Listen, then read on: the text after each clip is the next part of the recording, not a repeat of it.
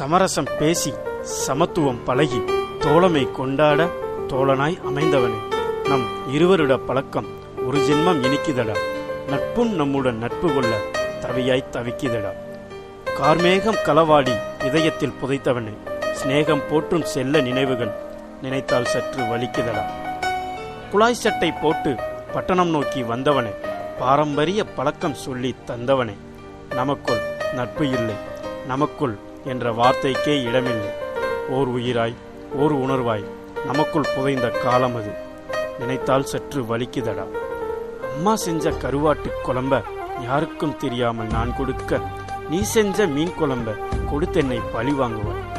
நல்லதுக்கும் கெட்டதுக்கும் treat ஒன்று நீ கேட்பாய். மனக்கஷ்டம் என தெரிந்தால் உறுதுணையாய் நீ நிற்பாய்.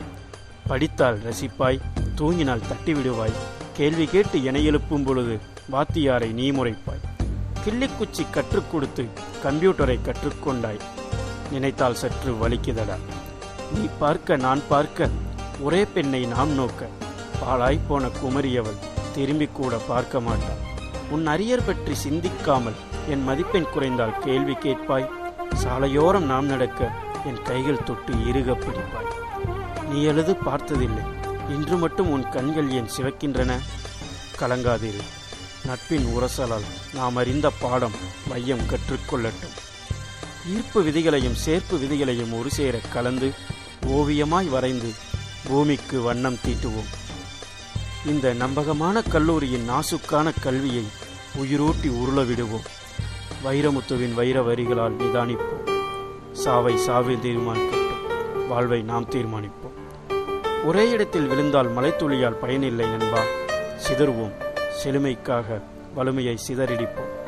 கலங்காதிரு, ஒரு நாள் எதிர்பாராத நம் சந்திப்பில் வார்த்தைகள் ஊமையாகி ஒரு துளி கண்ணீர் மௌன மொழி பேசி பழைய நினைவுகள் நொடிப்பொழுதில் மின்னி மறையும். அந்த தருணத்திற்கு அடிமையாக காத்திருப்போம். அதுவரை பிரிந்திருப்போம், உடலளவில் மட்டும். இன்று நீ சொன்ன உள்ளத்தின் உணர்வான உண்மை பிளவான வார்த்தைகள். மச்சி, உடம்ப பார்த்துக்கோடா, எதுவாக இருந்தாலும் கால் பண்றா.